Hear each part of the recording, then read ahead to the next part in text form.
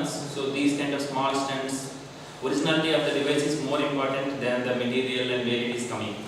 So Nikhil expertise is there. And Nikhil? Yes. Very good, very clear. So these are our medical faculty, and I have forwarded some of their mails to you. So after the conversation, again I will forward what they are saying. So we will continue there. So we will not keep you waiting. Please go ahead. Between knee implants and dental implants, one of the basic differences is that the dental implants are very small in size. So dimension tolerances become very difficult to manage in such a small size. So it goes into the realm of precision manufacturing, and that's where the technology is not yet reached. So we are trying to extend it to the level where you can get the dimension tolerances very fine in the part, and you still have a high quality part that can be used in a patient by the doctors. So I'll outline 3 or 4 challenges which are present for the field and such. The first one is the 3D printing technology themselves have some great limitations.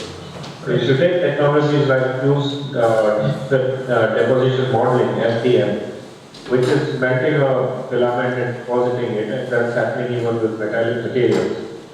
So with these technologies, you cannot get very fine resolutions. But if you get to technologies which are based on powder sintering method, you can get down to resolution of maybe 20-100 microns, which is generally good enough for dental implant. You can go to other technologies, but they are more into the polymer side where you can get finer resolution, so I will not go into them. So they are not that relevant to dental implant field as such. So once you are at the level where you can print the details of 20 to 100 microns in your implants, you still need to have the CAD designs that can deal with this kind of fine level of details and provide you very high quality part in the final printing process. So most people think that you make a CAD model and then feed it into the 3D printer, and the printer prints the part.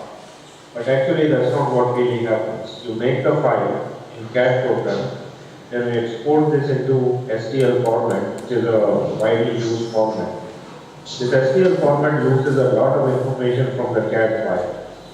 It changes the curvatures, it does not take all the points which are present in the CAD file in the STL file. It also loses all the volume information. It only keeps the outside surface geometry in the file itself. This STL file is further converted into 2D slices, and once you have these 2D slices, you are also losing some information in between. You can visualize this process to be opposite to reconstructing the MRI or CT scan, where you get the diaform file, and from those diaform files you build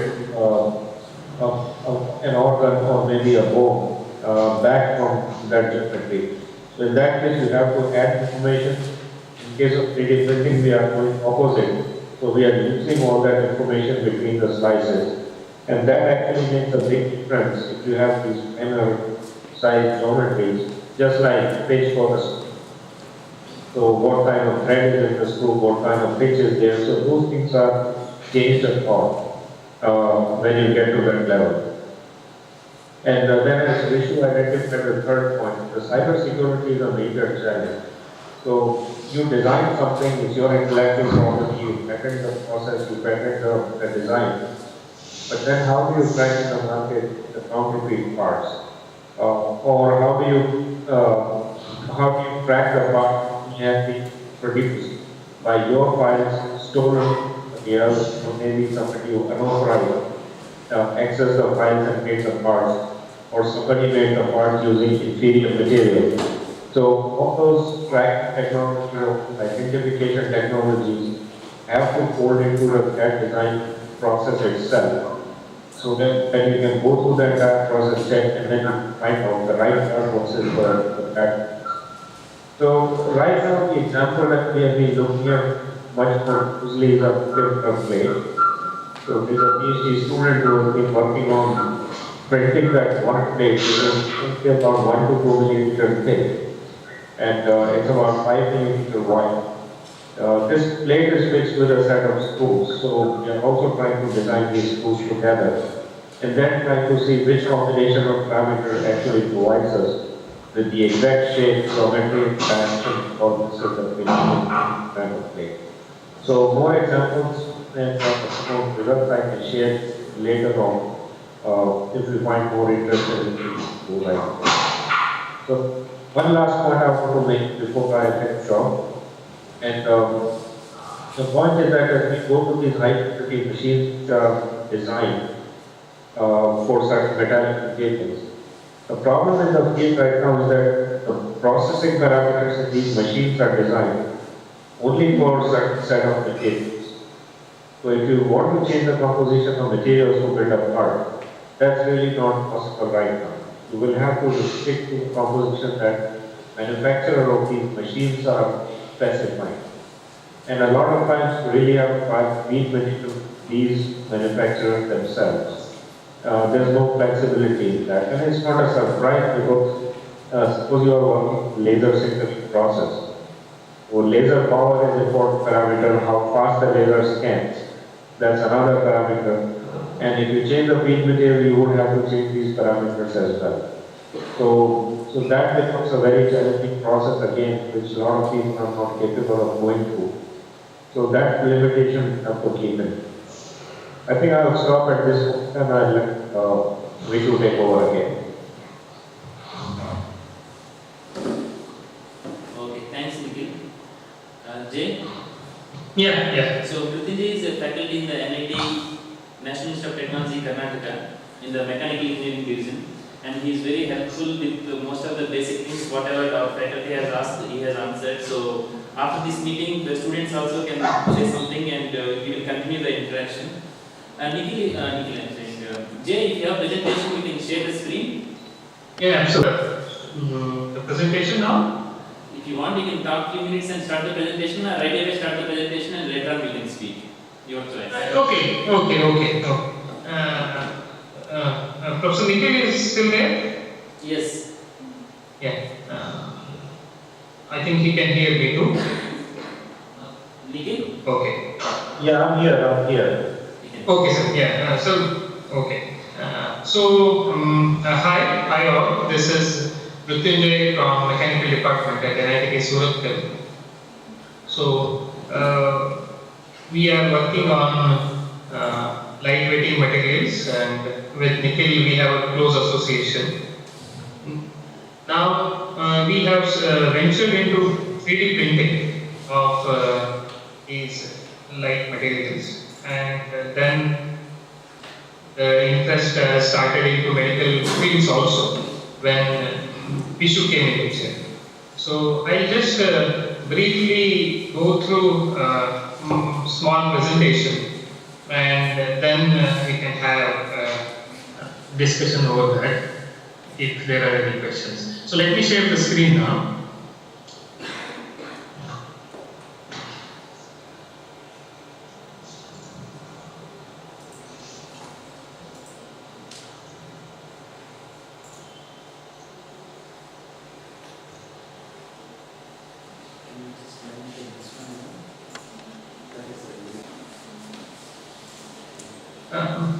Vishu, can you able to see the screen? Yes. Okay, yeah. So I'll introduce.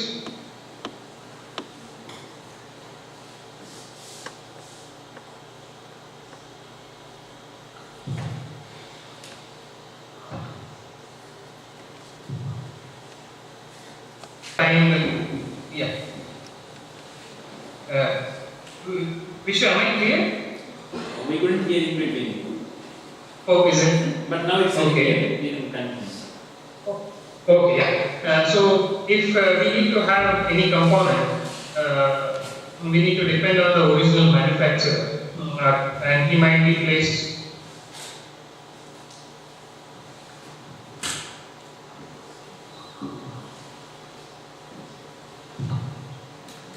Jay, we can't hear.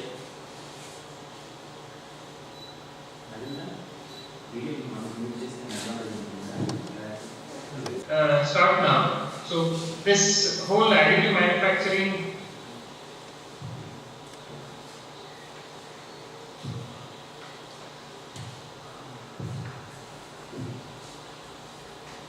concept it comes in picture to just avoid the lead time.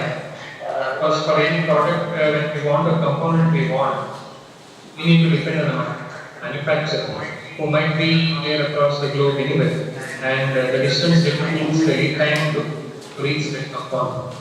Now, if the component is considered like any medical implant, this lead time makes a lot of difference. So, okay. So, it's clear, Krishna? It's clear. So you can take out the phone. Take out the phone, is it? Yes. Yeah. Hello, Vishnu. Yes. Shall I take out the phone? Continue. For now we can hear clearly. Okay.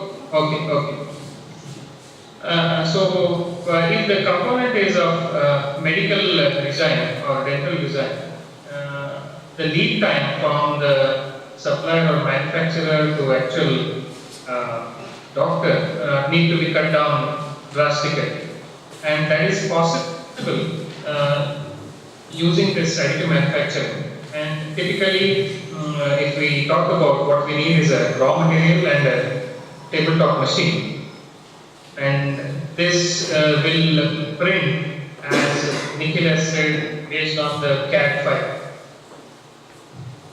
So there are many issues in that, in the sense, if we talk about the hearing aid for that matter. Now this hearing aid geometry need to be aligned to the patient specific geometry. So that is easily possible by scanning that geometry and going for the 3D printing. But when this is happening,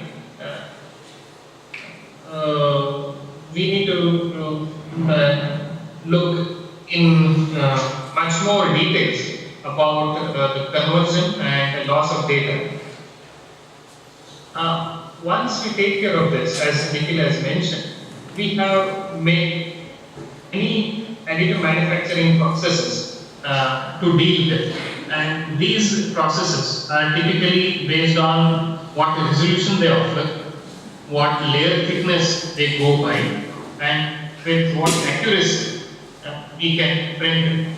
So if I want an accuracy of, let's say, plus minus 0.5 mm, I can go for let us say a metal deposition technique, or even if I want to still go lower, then we have an inkjet binder process where the accuracy can be achieved up to 0.13. And these all processes, there are many processes in additive manufacturing, starting with powder bed sintering, wherein we have a raw material as a powder and then we sinter it or fuse it. Then we have printing technologies, wherein we go for extruding the filament and then print it and deposit it as per the CAD drawing. And these all processes, if there is direct metal deposition, these all processes depends on, or we need to choose based on what material we are going to print and what resolution we need. Now, there is one more critical issue in this additive manufacturing processes, especially when we are using layered deposition technique. When we are depositing layer by layer, this layer step comes in picture, and that may deviate from the exact contour which we wanted to be printed. It might be a dental implant, or it might be an orthopedic implant for that matter. So once after printing, it does not stop as it is. We have to do some post-processing. We have to follow some post-processing approaches to make sure that these things are properly printed. So typically, these all 3D printing technologies are not merely printing, but a lot of things goes into getting the correct data and then removing the artifacts if we are going for a CT scan. If in the medical field they typically go for CT scan and the number of CT scans will be stacked together. Now when we are stacking it together, when we are stacking it, actually need to be removed, and then we need to in there, and once it starts depositing, whether we need a support plate to print, because there are many methods which needs support material to be provided. So there are many parameters which need to be decided based on what we are printing, what layer thickness we are going for, what accuracy we need in, and based on that we decide one among the many manufacturing processes available. So the takeaway from this would be based on the geometry which we want to print a dental implant, we need to think about the resolution accuracy, and based on that we go for choice of critical manufacturing process. No doubt the CAD model, what Nikhil mentioned, it's a very crucial data, because based on that crucial data only we go for printing, and after printing, based on the manufacturing process, we go for post-processing too. So based on the manufacturing process, the lead time bit increases, but it gives a flexibility of exactly replicating even the human job. So likewise we need to decide much more things there. So with this I just stop by, and Vishu can take over and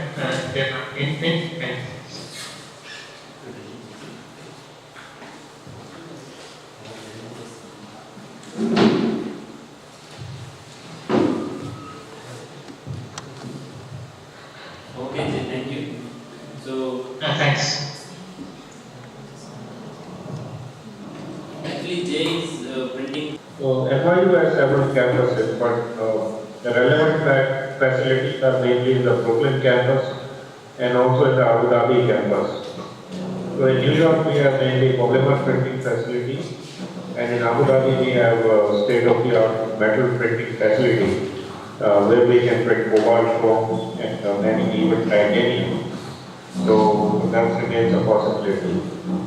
And part of that is also characterization facility, because once you make something you have to test it. So including micro CT scans and transmission electron microscope, all those tests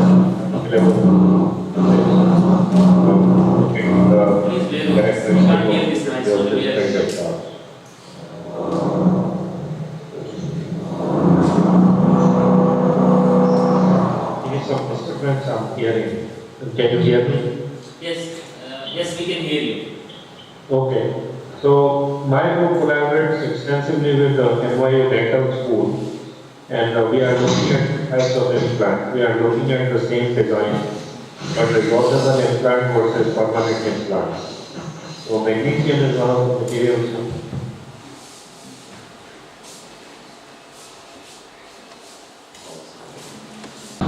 I described the facilities for testing and also 3D printing both, and collaboration with Dental School on the type of projects we are engaged in right now.